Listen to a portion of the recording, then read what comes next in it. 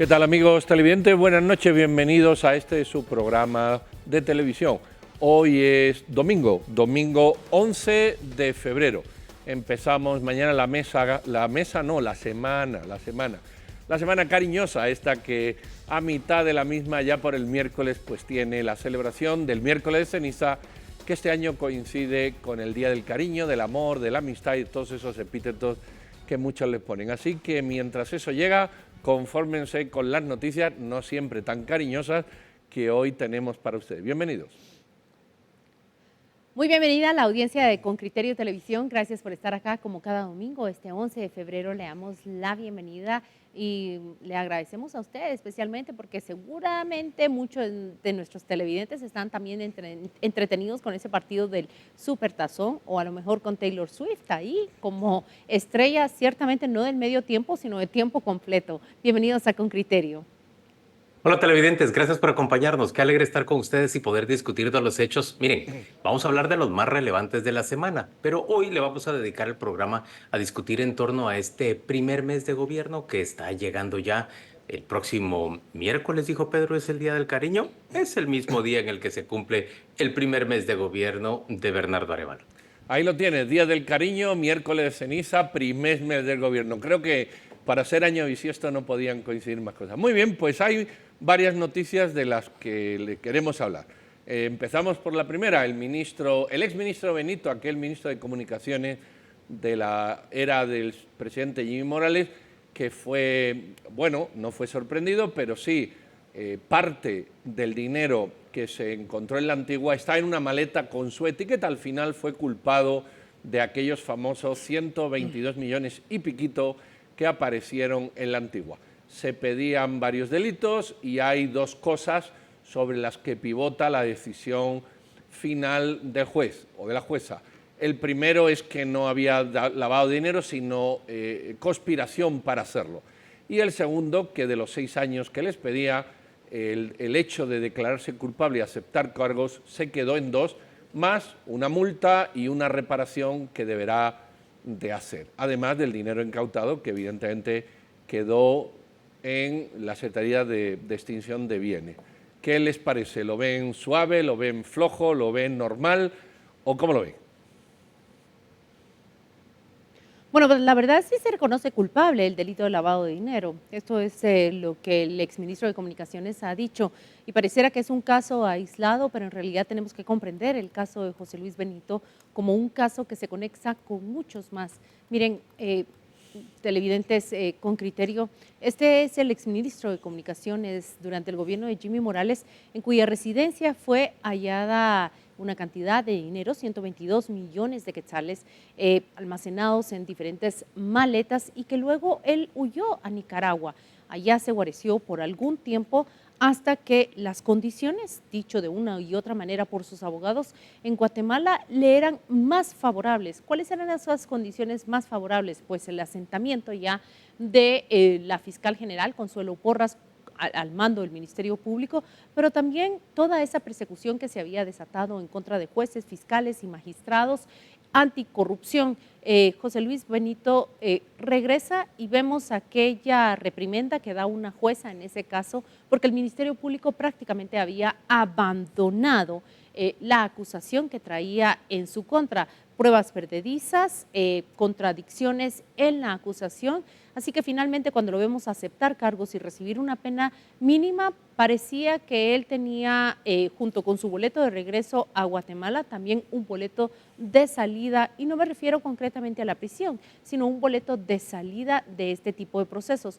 ¿Por qué les digo que me parece mucho más delicado que una absolución al exministro de Comunicaciones de Jimmy Morales? Porque este caso justamente que ya llega a su fin mediante esta declaración, mediante esta condena que es muy débil, es justamente el proceso en el cual un testigo especial, el hijo de Manuel Valdizón, declaró que recaudaban fondos para la campaña de Alejandro Yamatei y que parte de ese dinero en esas maletas, en esos sobornos que provenían de la construcción de obra pública, fueron canalizados hacia la campaña de Alejandro Yamatei. No conocemos, no hubo esclarecimiento histórico de de declaración y más bien fue algo que se parqueó. Creo que es Guatemala quien pierde con la resolución de procesos de esta manera, porque no podemos conocer la verdad completa ni tampoco podemos esperar una sanción a los responsables. ¿Quién dio el dinero, por ejemplo? Nunca ha enfrentado los juzgados. ¿Y a quiénes más se otorgó ese dinero? Dos preguntas que nos quedarán allí simplemente en el aire porque no contamos con una fiscalía que fuera lo suficientemente agresiva y tampoco, por ende, no diligente para resolverlo completamente. Eso es lo que me parece a mí, un caso que se cierra con impunidad. Yo le doy un giro más a esa tuerca de la que habla Claudia Méndez. Mire, mm, ¿cuál es el giro que le doy? Pienso que este caso de José Luis Benito, tanto como la postergación esta semana de la audiencia de apertura a juicio del caso, del segundo caso que se sigue contra José Rubén Zamora, además de la decisión del Ministerio Público de criminalizar, perseguir penalmente a la juez que no les dio la razón en el caso del exministro de Gobernación Barrientos, quien no quiso reprimir a la población durante las manifestaciones del mes de octubre pasado, como pretendían la Corte de Constitucionalidad y la fiscal Consuelo Porras. Me parece que muestran en una sola semana cómo Consuelo Porras ya no solo ha dejado de estar inactiva y a la defensiva, sino más bien ha vuelto a tomar la iniciativa. Ha vuelto a tomar la iniciativa a favor del régimen de impunidad para la corrupción. Lo hace, por un lado, garantizando la impunidad a José Luis Benito por las razones que ha explicado ampliamente Claudia Méndez. Resulta que un señor que lava 122 millones de quetzales provenientes, sin ninguna duda, de la corrupción en los contratos de obra pública, recibe una pena muchísimo menor que la de, entre otros, por ejemplo, un periodista como José Rubén Zamora, a quien se le imponen 6 años de cárcel sin que haya podido establecerse de dónde provenía el dinero que él trató de bancarizar y sin que se le hubiera permitido presentar sus testigos de descargo y además se persiguió a todos los abogados que intentaron defenderlo. Señores, yo creo que lo que vimos esta semana es realmente la vuelta con más fuerza de Consuelo Porras y de su Ministerio Público, pero además de buena parte del organismo judicial en contra de la lucha contra la corrupción y contra la impunidad. Me preocupa especialmente el caso de la jueza Coloma y el intento de criminalización. Me preocupa que la jueza sea orillada, como han sido tantos otros jueces en nuestro país, sea orillada a abandonar el país o a ir a prisión por no haber resuelto de la manera en que a la fiscal general le interesaba. Y me preocupa también por el mensaje que le está enviando a los actuales funcionarios de gobierno, sobre todo al ministro de Gobernación. Se le desobedece a Consuelo Porras y mire usted lo que le pasa. Bueno, yo creo, Juan Luis, que hay que poner las cosas en su justa dimensión. El juicio lo ha hecho una jueza, no lo ha hecho Consuelo Porras. Yo sé que hay una animosidad permanente contra todo lo que es la fiscal, en ocasiones con razón, en ocasiones como narrativa, pero el juicio lo ha presidido una jueza, no Consuelo Porras. Una jueza que ha aceptado la jueza, habría que preguntarle a la jueza, que ha aceptado la declaración de culpabilidad o la aceptación de culpas del exministro. Entonces es una cosa que ha quedado en el organismo judicial. Yo creo que nos vamos, o algunos se van directamente sin poner las cosas en su dimensión. Esto no es nada distinto a lo que le pasó al señor Barquín cuando estaban otros jueces, cuando lo acusaba la Fiscalía contra la Corrupción, cuando estaba CICIG, el señor Barquín también se declaró culpable de tráfico de influencias y quedó en 2 años y fracción. Es decir, lo que hay que preguntarse es si las declaraciones o la aceptación de culpabilidad antes, señor Barquín, ahora, señor Benito, son aceptadas en el sistema legal y los jueces antes y ahora condenan a 2 años a quienes la justicia nos había presentado como auténticos delincuentes, que lo son porque son condenados, pero es el sistema que hay. Si aceptamos la declaración de culpabilidad, pues eso es lo que les cae. ¿Qué quieres que te diga? Amén de multas y demás. Pero es el sistema judicial el sistema judicial, la jueza acepta eso. ¿Por qué antes un juez y ahora una jueza aceptan esas cosas? Pues había que preguntarlo. En lo personal a mí no me repugna que la aceptación de cargos sea una figura jurídica, en absoluto. Sí me queda el mal sabor, pero también lo hace en Estados Unidos, ¿eh? Marjorie Chacón, un montón de años, y en 2 años la sacan y la dejan libre. Es decir, la aceptación de cargos es una figura jurídica que en la mayor parte de los países los jueces aceptan y que decepciona mucho al público, que ve como un señor al que se le ha imputado que tenía enmaletado 122 millones, otro señor como aquel vicepresidente del señor Valdizón, otro delincuente, también por influencia, o la señora Marjorie Chacón fuera del país, en Estados Unidos, la justicia le recorta considerablemente sus penas. Miren, quizá ese sería el debate de fondo. Sí, pero creo que ese debate tiene varios contrapuntos y yo colocaría, por ejemplo, primero una de las condiciones que tanto se ha tocado en torno a la aceptación de cargos. Contrario al señor José Luis Benito, Edgar Parquín no huyó de la justicia y se entregó años después. La aceptación de cargos, fíjense ustedes, tiene una ventana de beneficio en función del tiempo en el cual la persona endilgada de los delitos se entrega a la justicia. Y qué bueno que se toca el tema de Marjorie Chacón, porque a diferencia del caso de José Luis Benito, nosotros podemos, claro que sí, cuestionar y emitir una crítica a la forma en cómo Estados Unidos lo resuelve.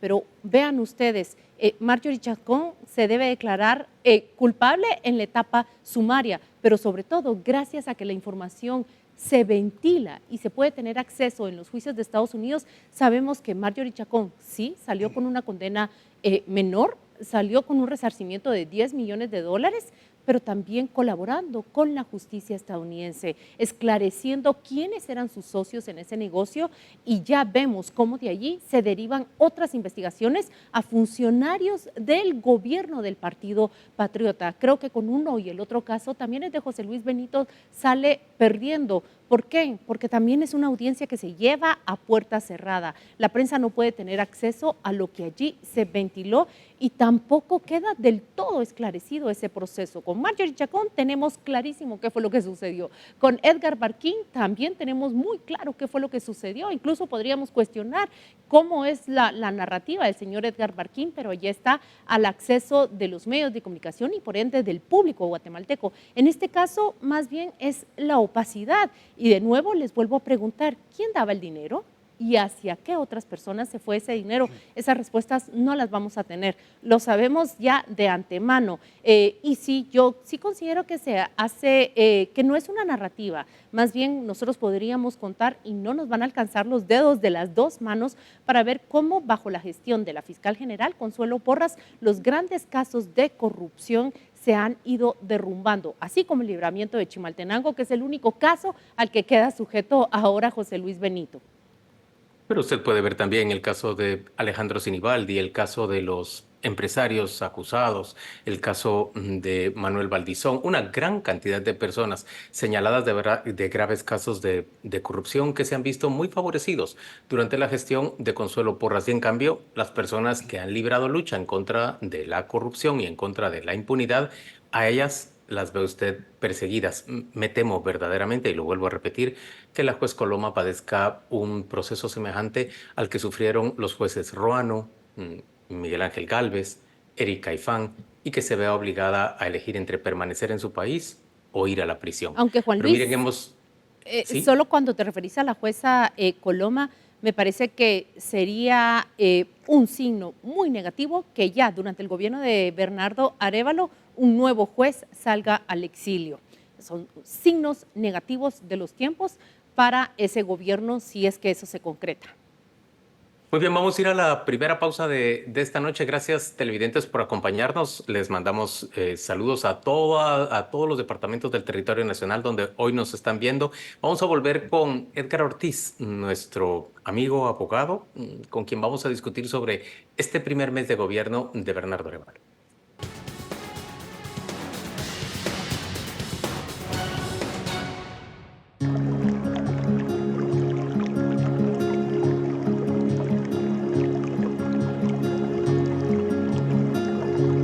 Bienvenidos a este segmento de Himalaya y con Criterio. Hoy entrevistamos al doctor Josué Avendaño, él es geriatra.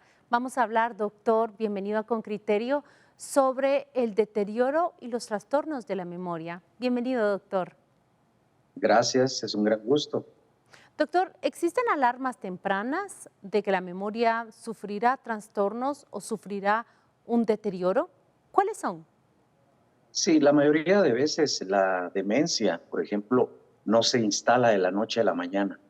Es un proceso bien progresivo, lento, pero que va hacia empeorar la situación del paciente.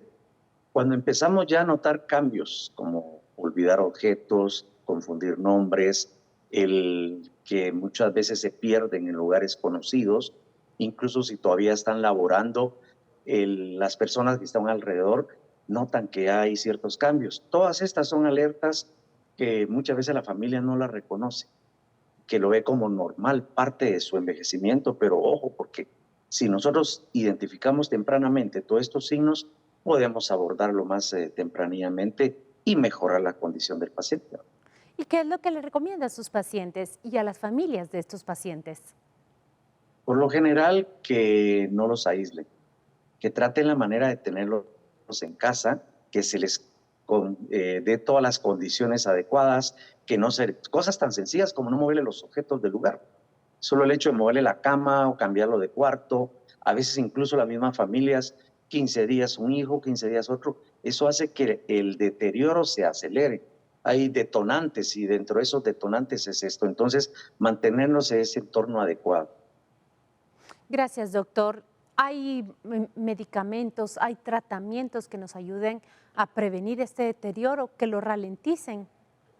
Normalmente el proceso se da por una situación de oxidación a nivel de radicales libres. Las neuronas van perdiendo las conexiones, entonces usamos medicamentos en etapas iniciales o preventivo para que no avance. Y esto es mejorar la conexión entre las neuronas a través de productos que nos ayuden a que se eliminen esos radicales libres.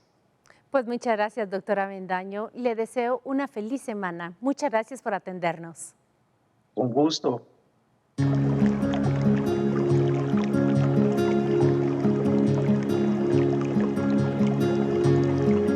De regreso y vamos a abordar pues un análisis somero porque el tiempo tampoco da para más, no el tiempo nuestro, sino el tiempo que lleva el gobierno.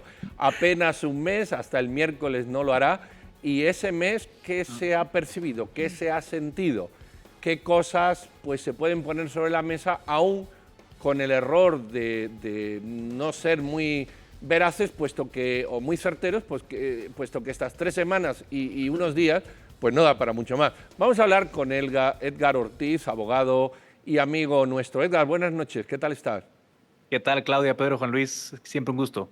Gracias por acompañarnos, Edgar. Vamos a ver, entra y describirnos con 3 ideas o con 3 mensajes centrales qué caracteriza este primer mes de Bernardo Arévalo en el Ejecutivo. Bueno, excelente partirlo en 3, porque creo que sí hay que diferenciar varios planos. Primero, yo diría que del lado positivo, pues sí, vemos un gobierno con un compromiso democrático. Eso sí es innegable, ¿no? O sea, con la libertad de expresión, con la pluralidad, con el respeto a la norma democrática, a la disidencia, etcétera. Todo eso es algo que era una promesa de Semilla y yo creo que estamos viendo esos espacios de apertura, desde los medios de comunicación, el trato a la prensa, la apertura, la transparencia, etcétera. Eso hay que reconocerlo y creo que es una de las notas positivas del gobierno.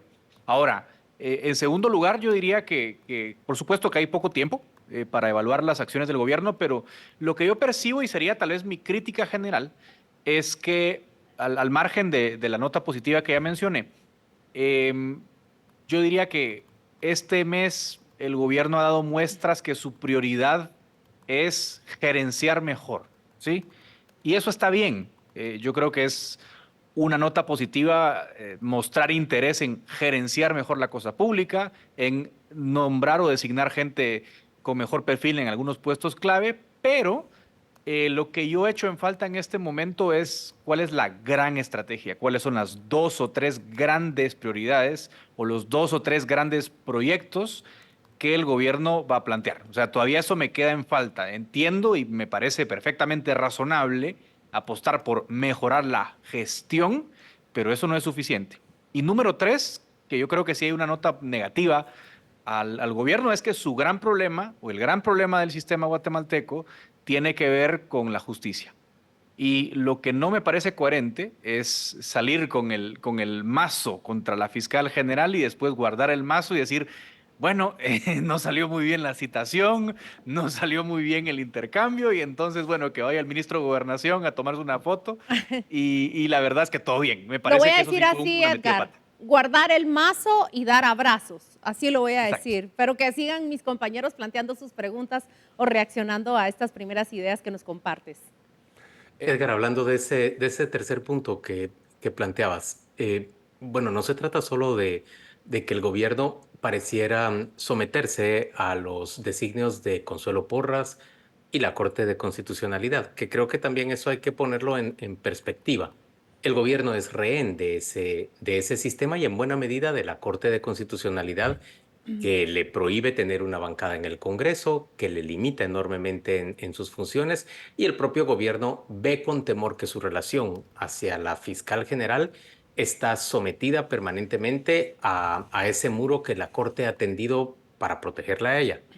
Pero, pero yo veo que la fiscal, después de esa reunión con el ministro, vuelve por sus fueros, perdón, y vuelve todavía con más fuerza. Está criminalizando a la jueza Coloma por no haber actuado de la manera en que a la fiscal Consuelo Porras le hubiera gustado. En el caso del exministro Barrientos, está entregándole impunidad al exministro Benito.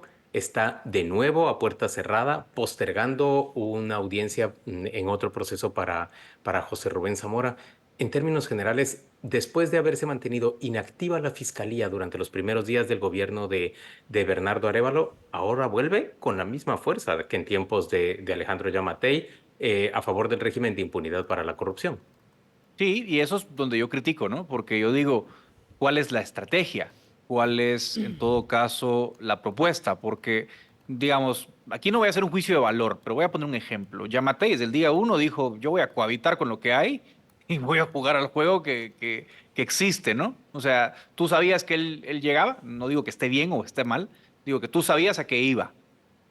Aquí el problema es que ni siquiera tengo muy claro a qué está jugando Arévalo, ¿no? O sea, no sé si va en todo caso digamos, a enfrentar esa amenaza que describiste bien, va a cohabitar, va a negociar, o sea, no se entiende muy bien cuál es en todo caso esa visión. Entonces, yo creo que el gran problema que tiene el presidente Arévalo es que en estos primeros cruces, yo creo que sale muy debilitado, porque obviamente la estrategia no fue buena, y creo que eso fortalece a la fiscalía. Te digo, probablemente no haber hecho nada hubiese dado un mejor resultado, un resultado menos negativo del actual.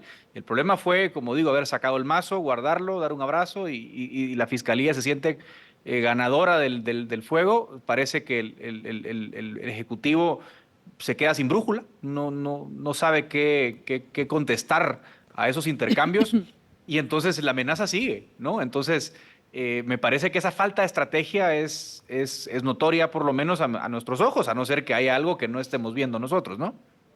Edgar, yo creo que igual antes de la toma de posesión había un discurso modulado por la presión internacional. Acuérdate que estaba ahí la OEA continuamente, Estados Unidos más que continuamente, la Unión Europea con cierta frecuencia, los 48 cantones, y todo eso hacía un ruido que yo no sé, y esta es la pregunta, si no nos permitió analizar el gobierno.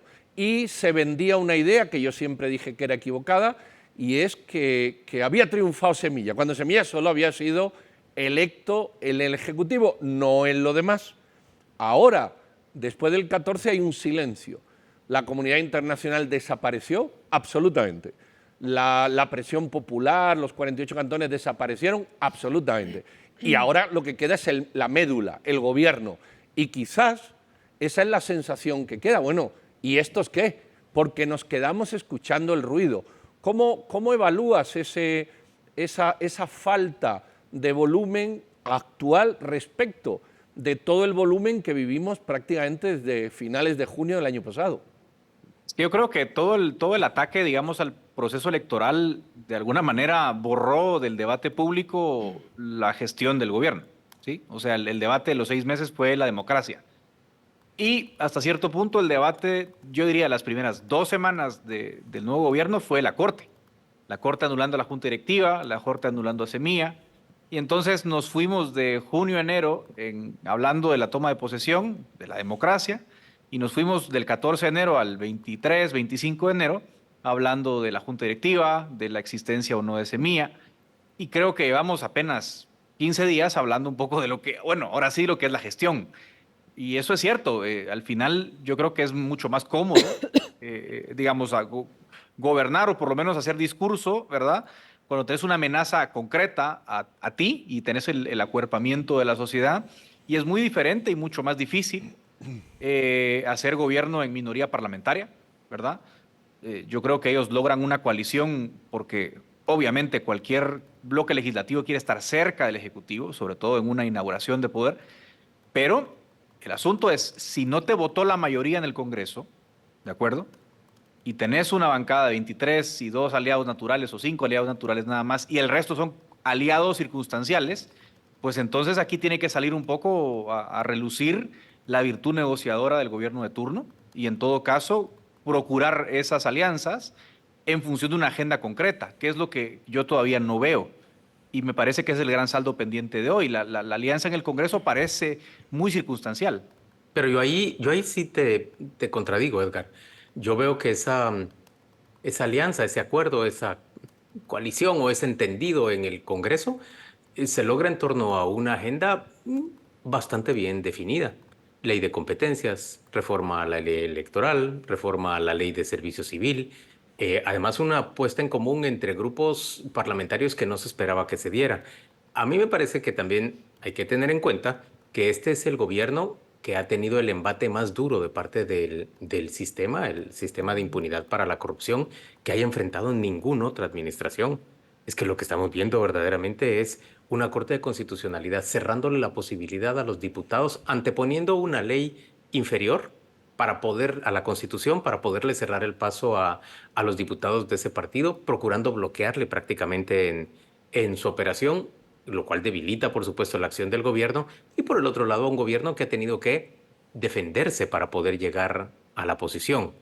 Y yo veo, lejos de ver con ojo crítico lo que dice Pedro, yo sí le daría también un reconocimiento al gobierno en el sentido de que no ha asumido ningún papel victimista y populista, y tampoco ha sido un gobierno que ha salido a pedirle a su electorado, que es amplio y que salió a la calle y paralizó al país casi durante 3 semanas del mes de octubre, que salga a respaldarlo. Ha sido un gobierno que a mí me parece de una forma relativamente ingenua, ha preferido acudir a una institucionalidad que es su enemiga.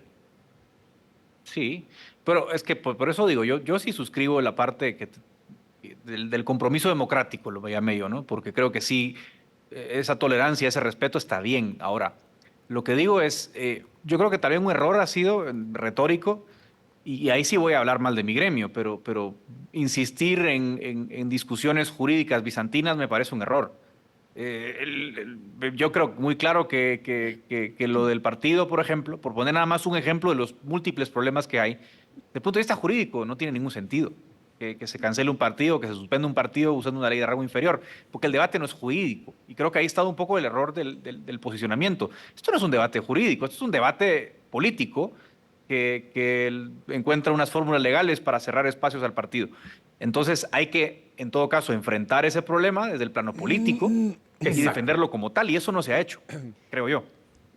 Vaya, Edgar, pero fíjate que en el segmento anterior estábamos hablando de qué va a pasar cuando el gobierno de Bernardo Arévalo experimente una salida, que la jueza Wendy Coloma en este momento sienta que el sistema de justicia no le garantiza a ella un debido proceso y ella deba salir. Eso me parece que debe ser una alarma cercana sonar, a tronar más bien en el gobierno de Arévalo. No es solo el partido, es que esa coexistencia puede significar pues pérdidas mucho mayores.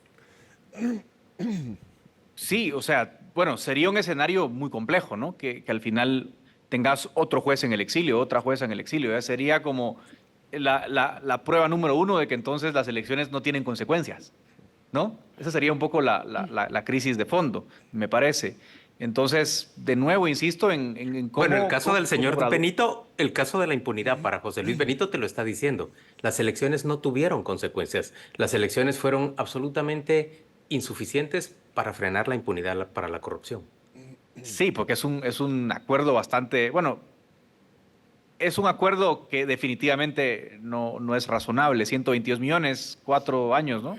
Cuando la fiscalía pedía por José Rubén Zamora 40 años, ¿no? Por 300,000 quetzales. O sea, uno compara A con B y dice, bueno, no hay que ser abogado para darse cuenta del problema. Ahora, quizás el asunto aquí es, pienso yo, no solo la crisis que te representa esto, sino como digo, ¿cómo vas a enfrentarte políticamente a ese monstruo? Y ahí es donde yo digo que está bien. Yo entiendo que la alianza legislativa que tienen hasta hoy tiene una agenda de trabajo legislativo, pero también tiene que ser una coalición en torno a estos temas. O sea, no puede ser solo ley de competencia, no puede ser solamente ley de tarjetas de crédito, que claro, es que ley de tarjetas de crédito hasta Alan Rodríguez votó a favor, o sea, se te va a subir todo el mundo. Yo digo que cuando yo hablo de esa coalición es que hay que encontrar la manera de que tu coalición de aliados en el legislativo también sea una coalición en función de la agenda democrática, de la agenda por la justicia, etcétera, ¿no?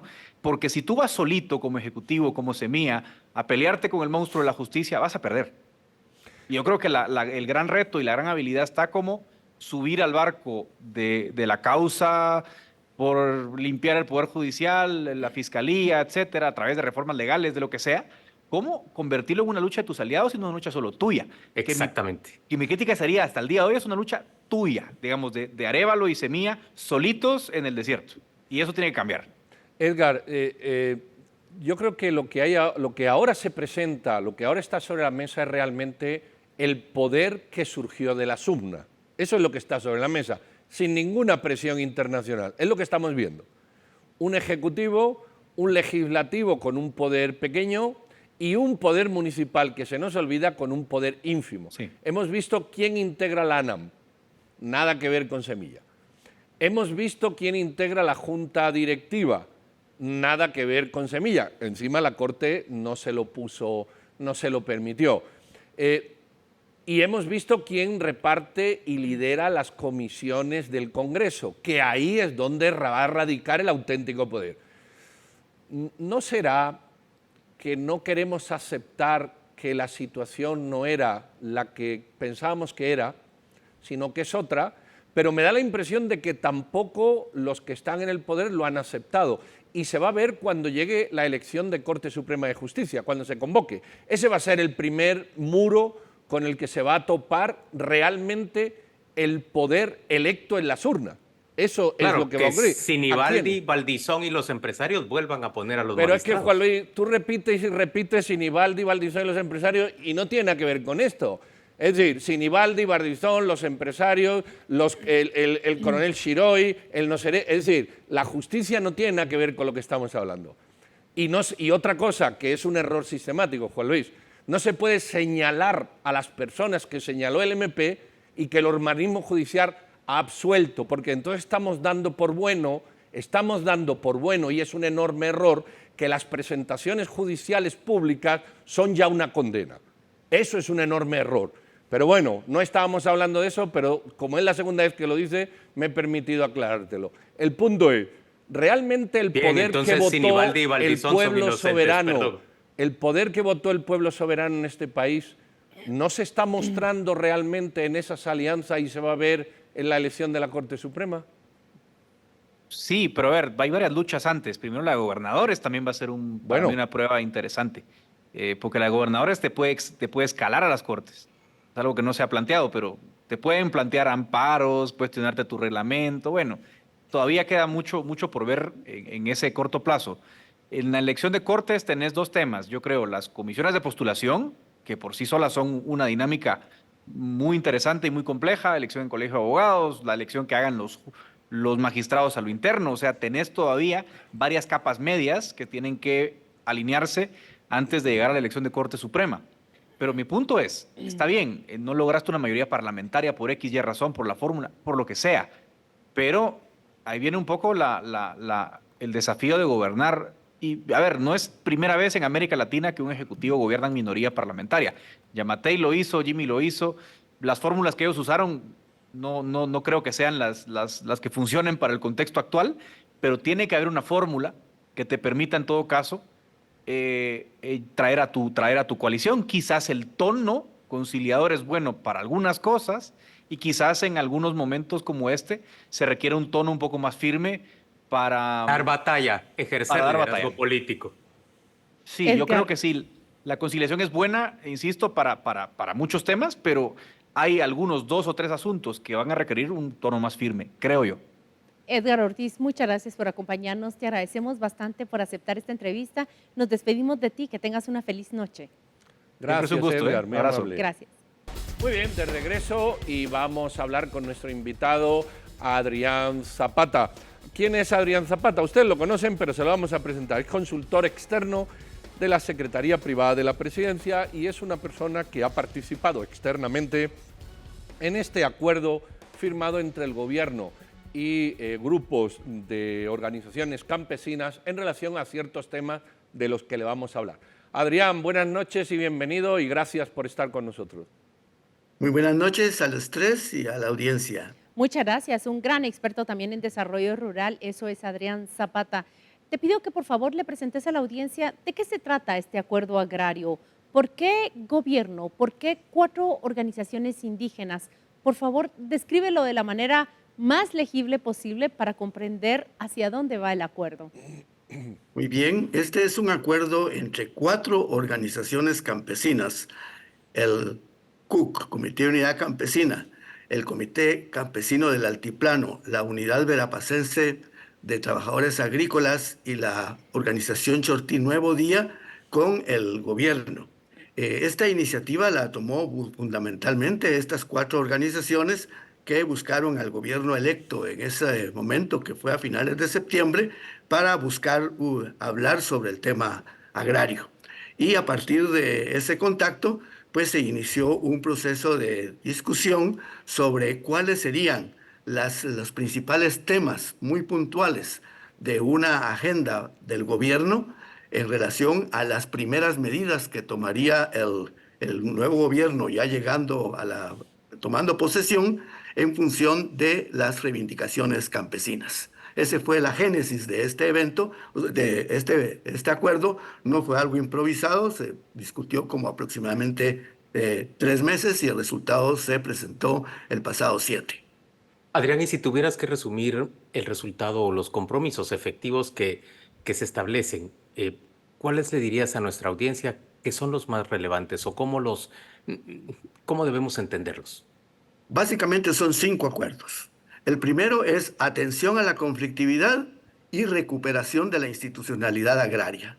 Ustedes se recuerdan que durante el gobierno de Yamatei se destruyó por completo la institucionalidad agraria, que podía tener sus debilidades, pero era una institucionalidad que tenía alguna experiencia. Entonces, el primer tema es atención a la conflictividad para lograr avanzar en paz social y luego iniciar un proceso de discusión sobre cuál sería la nueva institucionalidad para atender la problemática agraria. Y en la conflictividad se dividió en 2 subtemas: atención a la conflictividad urgente y atención a la conflictividad acumulada. Esta atención a la conflictividad se acordó que fuera en el marco de un irrestricto apego a la ley, tanto la nacional, la Constitución, leyes ordinarias y convenios internacionales. El segundo tema es el tema de acceso a la tierra, sin salirnos del esquema de vía mercado, pero como el único instrumento que hay para ello, que es el Fondo de Tierras, se recupera en su legitimidad y en su proyección, para que vía mercado, como digo, pero también vía otras alternativas, como por ejemplo los bienes que han sido objeto de extinción de dominio y que tienen una vocación agropecuaria, pueden enriquecer, solo para un ejemplo, ese banco de tierras del cual podría disponer el Fondo de Tierras. Pero, ojo, primero hay que reestructurar el consejo directivo del Fondo de Tierras para que realmente sea representativo. Hay pues, una serie de iniciativas donde lo que se plantea es que la lógica sea distinta, ya no responder a la demanda, sino que a la oferta. O sea, el Fondo de Tierras tendría que hacer un esfuerzo por fortalecerse en términos financieros, en términos de acceso a otras fuentes para el Fondo de Tierras precisamente, y a partir de lo que tiene es que sería la lógica de atender la demanda. El tercer tema es el tema de economía campesina, pero economía campesina entendida en su poliactividad, porque la economía campesina no es solo agricultura, aunque sigue siendo la columna vertebral de la economía campesina. La economía campesina tiene actividades agropecuarias y también desarrolla actividades no agropecuarias. Esa economía campesina es parte de lo que ahora a nivel mundial ya se denomina economía social. Y el propósito, dada la competencia de los ministerios de Estado, es que el Ministerio de Agricultura se encargue de la dimensión agropecuaria de la agricultura, de la economía campesina. Y la dimensión agropecuaria está relacionada con agricultura familiar, pero superando, rompiendo ese concepto de que la agricultura familiar es la economía de la pobreza. No. O de la sobrevivencia apenas. No, por supuesto. Si la política de agricultura familiar tiene que tener un propósito. La producción de alimentos, por supuesto, juega un rol en relación a seguridad alimentaria y nutricional, pero el propósito de esta política es que sea excedentaria, sí, que se vincule a los mercados, que sea capaz de producir riqueza. El cuarto tema es el tema de la articulación de las diferentes intervenciones que hace el Estado en los territorios priorizados por el gobierno. Basta de que un ministerio vaya por un lado, otro vaya por otro. ¿Cómo se articula en los territorios esa diversidad de intervenciones? Pero ojo, por favor, porque se me olvidaba algo. Cuando hablaba de la poliactividad de la economía campesina, solo hablaba de lo agropecuario. Pero como decía, hay una cantidad de actividades que realiza la economía campesina que no son agropecuarias, o que habiendo sido en su inicio, son agregadoras de valor a lo agropecuario. Y entonces ahí eso ya no es competencia del Ministerio de Agricultura, eso es competencia del Ministerio de Economía. Y para eso se va a transformar el Viceministerio de Pymes en un Viceministerio de Pymes y Economía Social. Lo que se trata es que la economía campesina sea capaz de producir riqueza, produciendo alimentos y realizando otro tipo de actividades productivas. Y volviendo al cuarto punto, es un esfuerzo porque haya mayor coordinación y mayor articulación de las intervenciones del gobierno en los territorios. Y no solo del gobierno, del Estado en sus diferentes niveles. Ahí el rol de los gobernadores es fundamental, el rol de los CODEDES, el rol de los poderes locales, y yo les diría también de la cooperación internacional. La cooperación internacional a veces tiene sus agendas en relación a sus visiones. Se trata entonces de armonizar para que las intervenciones en relación a las políticas sectoriales que tienen que ver con desarrollo rural se realicen de manera articulada. Esto es, Juan Luis, abrirle camino a una política de desarrollo rural actualizada. Y el quinto punto es la creación de un espacio entre las organizaciones campesinas en un inicio, porque habrá que ver si eso se va ampliando, y el gobierno. Y este espacio es fundamentalmente para darle seguimiento al proceso de cumplimiento de los acuerdos. Adrián, tú sabes que estos temas, tú lo has explicado bien y es razonable todo lo que has dicho, pero estos temas han generado siempre pues escozor desde dos perspectivas, y te quiero que a quienes piensan desde estas dos perspectivas tú les puedas dar una respuesta, ya que has participado en estas cuestiones. La primera es temas de expropiación, temas de ocupación, temas similares.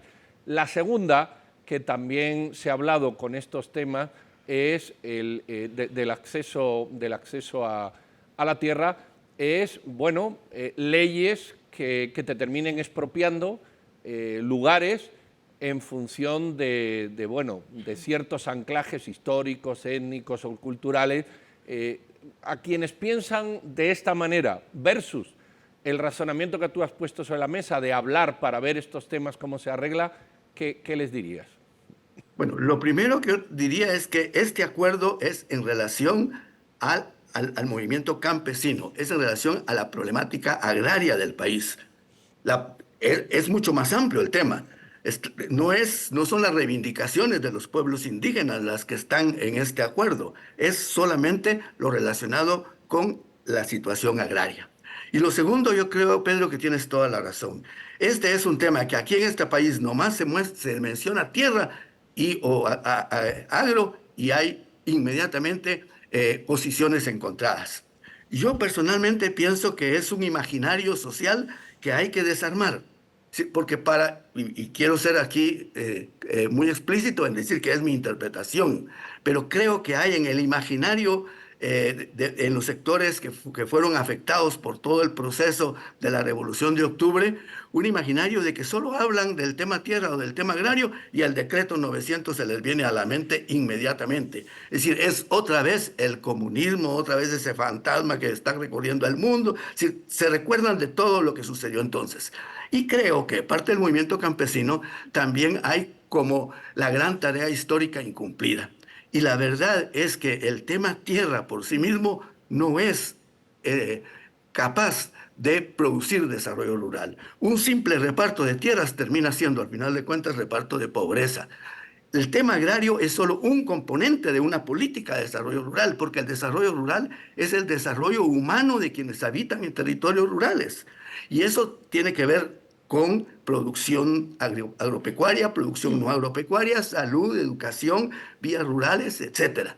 La tierra es un componente y a eso hay que entrarle por la vía que es posible ahora, que es la vía que está establecida en los acuerdos de paz y La del mercado.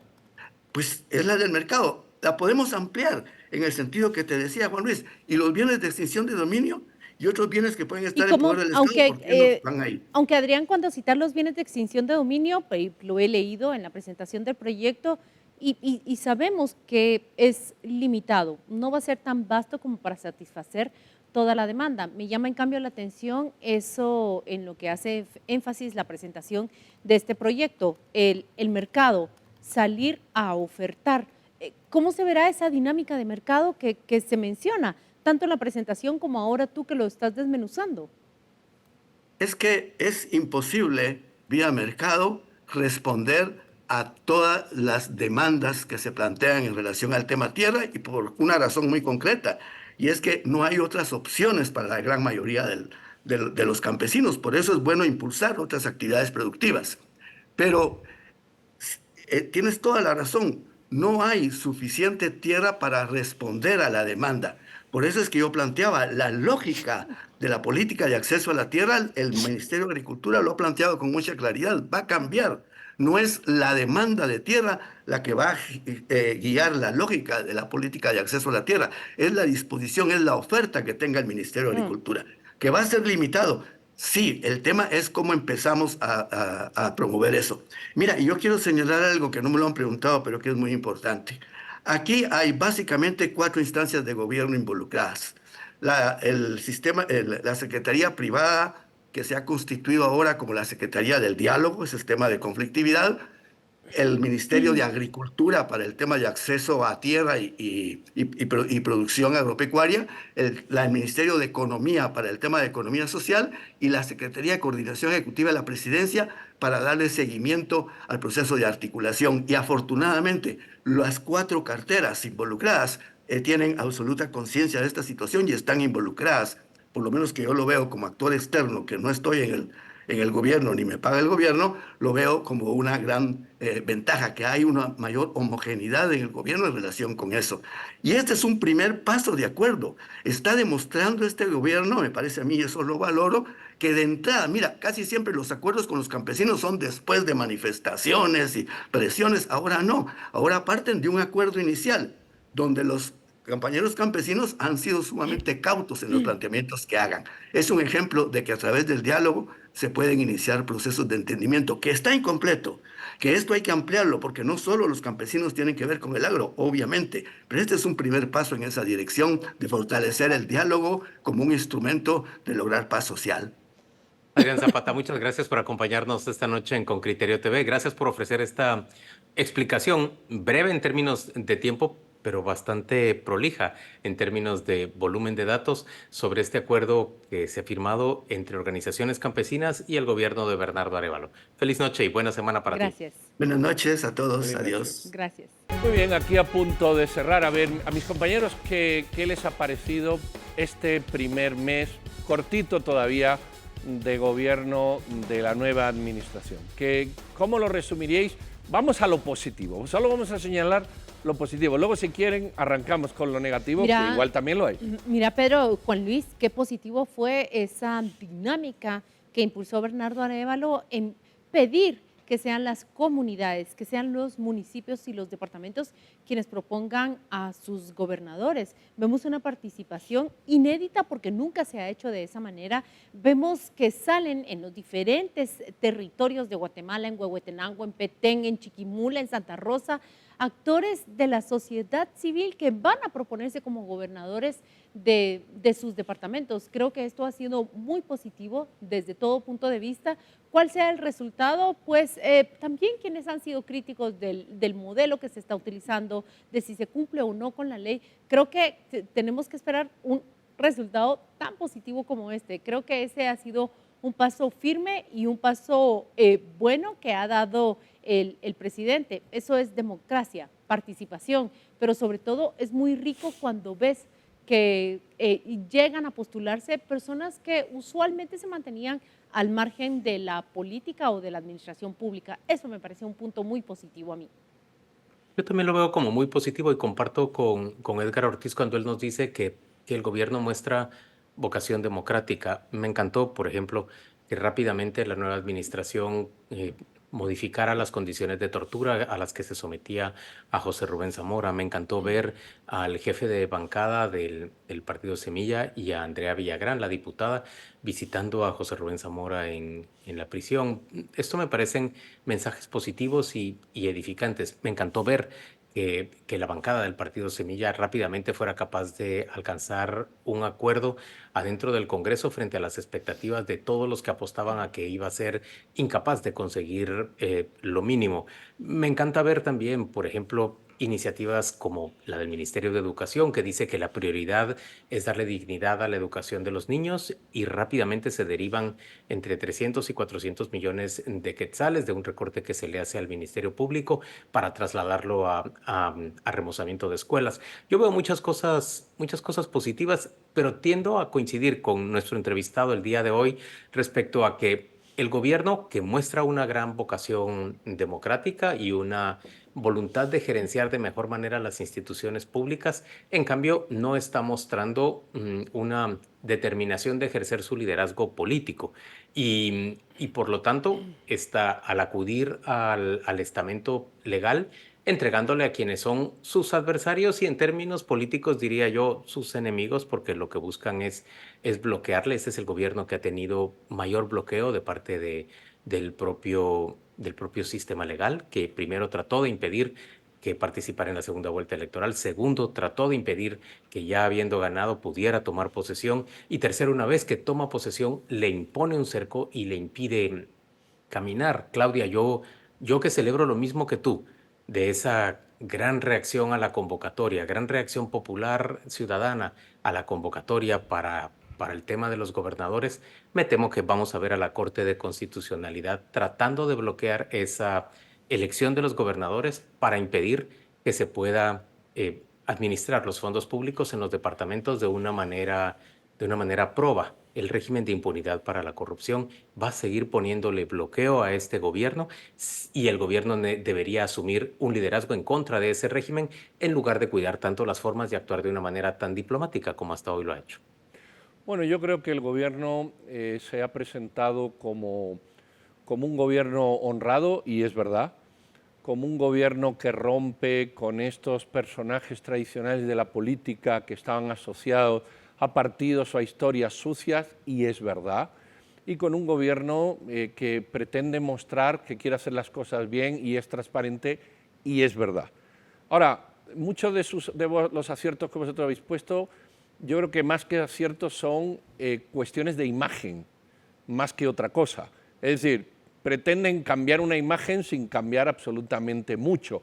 Lo de los gobernadores es parte de ello, es un cambio de imagen por popularizar y hacer popular una cosa que luego terminan eligiendo los CODEDES exactamente igual. Pero bueno, ahí está. Yo creo que el gobierno se ha equivocado en una cosa que todo el mundo calla, pero es un error y fue jalado seguramente de las orejas por Estados Unidos en la declaración de acercamiento a China. Automáticamente tuvieron que rectificar y rápidamente. Creo que es un gobierno que se le perdonan muchas cosas por los medios de comunicación y las redes, porque es un gobierno que cae bien y entonces se hace más un ensalzamiento que un análisis crítico de lo que está haciendo. Creo que se ha equivocado enormemente en la confrontación con el Ministerio Público, pero por una razón, porque lo ha hecho sin observar bien los marcos legales. Y la ley hay que respetarla, sea este gobierno, sea cualquiera. Y la Corte decide, y es la Corte que tenemos ahora, y antes había otra, y es la que toma las decisiones, y no vale pelearse contra, no vale decir, no, es que son simplezas de la ley. No, no son simplezas, es la ley. Y yo creo que el gobierno se está dando cuenta al mes de que efectivamente hay un tablero de juego del que no puede salirse ni debe salirse, de que el apoyo internacional y popular era para que tomara posesión porque se peleaba la democracia, no la ideología, y que una vez que ha tomado posesión y la democracia se ha respetado, ahora tiene que empezar a dar resultados de la ideología y tiene que empeñarse más en empleo, tiene que empeñarse más en trabajo y tiene que empeñarse en otras cosas de las que todavía es muy pronto, evidentemente, para hacer una crítica. Concluyo con esto. Creo que el gobierno tiene grandes técnicos, pero muy pocos políticos. Y es evidente que el tecnicismo, gente que ha estado mucho tiempo estudiando en el ámbito teórico académico cómo se hacen las cosas, a ver, a la hora de ponerlas en práctica, si eso permite jugar con un Congreso y con un poder municipal con el que no cuenta. Yo creo que si el gobierno pusiera en práctica el liderazgo político que logró demostrar durante el mes de octubre y el fervor ciudadano, yo creo que muchos estarían temblando. Hoy están felices de que no lo quiera hacer. Le iría diferente. Miren, en el cortísimo plazo, en el corto plazo, el Congreso de la República va a convocar a las comisiones de postulación para elegir Corte de Apelaciones y Corte Suprema de Justicia. Es la elección de 250 magistrados, incluidos 13 magistrados para la Corte Suprema de Justicia. Creo que ahí viene una recomposición de ese tablero de ajedrez que debería concretarse hacia octubre, pero en el día a día, sí, el gobierno de Bernardo Arévalo se presenta o trabajará frente a una Corte de Constitucionalidad obstruccionista y frente a un Ministerio Público que también será obstruccionista y amenazante. Así lo dejamos el escenario en el corto y en el mediano plazo. Muchas gracias a todos por acompañarnos. Los esperamos como siempre mañana a las 6 en punto de la mañana. Juan Luis, despides tú el programa. Feliz noche. Ya no hay nada más que decir. Gracias, televidentes. Hasta mañana. Feliz noche.